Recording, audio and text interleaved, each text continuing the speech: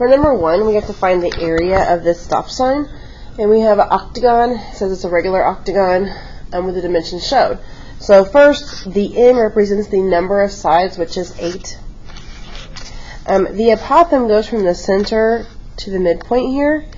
And so that's really just this here. But it's half of this because we're going from midpoint to midpoint. So half of 24 is 12. And then our side length is 10.2. So for the area, we have 1/2 times apothem times perimeter. We found that our apothem was half of 24, so 12. And our perimeter is 8 sides times 10.2. So if I go ahead and multiply all of this part together here, we get 979.2. We just take half of that, and we get a total of 489.6 inches squared. Okay, then on the next page, for this one here, we are given an inscribed angle 36. To figure out that arc AD from this angle, you just double this angle. So 36 times 2 would give us 72.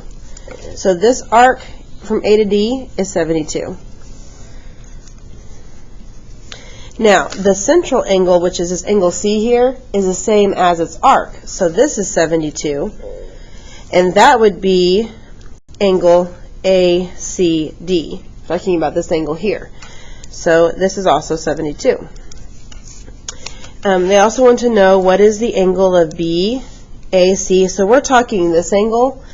And we had a theorem that said if you had a radius and a tangent and they met, they made a 90-degree angle. So this is 90.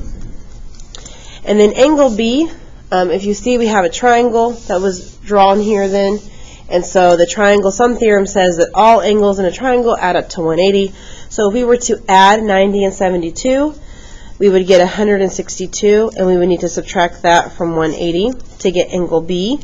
And that gives us 18 degrees.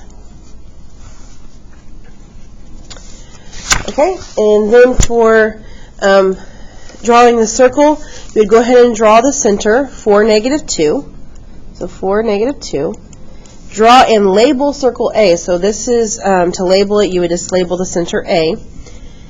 The radius is 6, so we're going to go up 6, to the right 6, down 6, and to the left 6. And you would just draw the best circle that you can.